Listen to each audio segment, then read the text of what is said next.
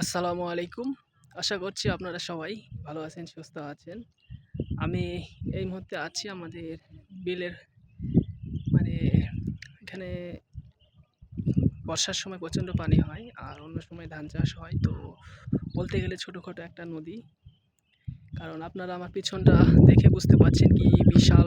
তো কয়েক কিলো হবে ওই পার যাওয়ার সময়।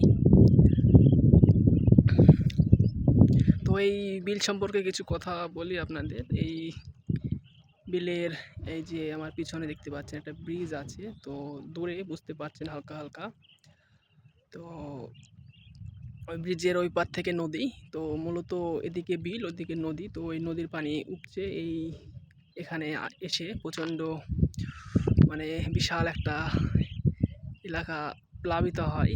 মানে কয়েক মাস থাকে, তারপরে এই যে ধান কাটার পরে তারপরে এই পানিগুলো নেমে যাবে, তখন বিছন মানে চারা, ধানের চারা ফেলে তারপরে এগুলো লাগানো হবে। তো নিচে আমাদের জমি আছে, অনেকগুলোই আছে। তো একটা করে আবাদ হয় বৎসরে। তো আমি যদি চারিপাশটা আপনাদের দেখাই, দেখতে পাবেন। তো আপনাদের একটি কথা বলি, যারা এই ভিডিওটি এখন এই মুহূর্তে দেখছেন, আমার পেজটিতে নতুন হয়ে থাকলে পেজটি ফলো করে আমার পাশেই থাকবেন।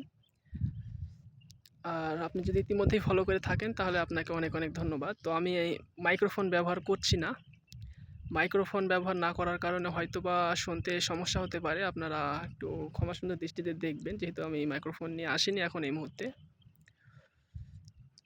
তো এই জন্য আমি মাইক্রোফোন ছাড়াই এই মুহূর্তে ভিডিওটি করছি। তো আমার চুল এলোমেলো হয়ে আছে, দাড়িগুলো একটু বড় হয়েছে, যাই হোক সাইজ করা হয়নি, সময় পাইনি, সময় পাচ্ছি না। তো আজকে এখানে আসলাম, ভাবলাম যে একটা ভিডিও বানাই, তো এই জন্যই বানানো। তো আমাদের এই বিলে প্রচণ্ড মাছ হয়। তো শুরু করেছে মাছ মারা অনেক দিন থেকে। এখন ট্যাংরা, পুঁটি, বাইলে, রুই, কাতলা হালকা পাতলা হয়, বোয়াল। তো যখন শুকিয়ে যায় পানি, পানি শুকিয়ে যাওয়ার ঠিক আগ মুহূর্তে প্রচুর মাছ হয়। কি বলবো আপনাদের, বিশাল বিশাল মাছ পাওয়া যায় তখন, অনেকেই মারেন। তো এই যে দেখতে পাচ্ছেন জমিগুলো আইল দেখতে পাচ্ছেন একটু একটু জেগে আছে আমার পিছনে।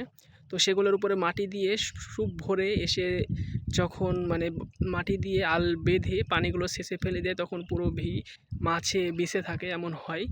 তো আমি জীবনে একবার অথবা দুইবার সম্ভবত এসেছিলাম মাছ মারতে এই বিলে, আর কখনো মারতে আসিনি।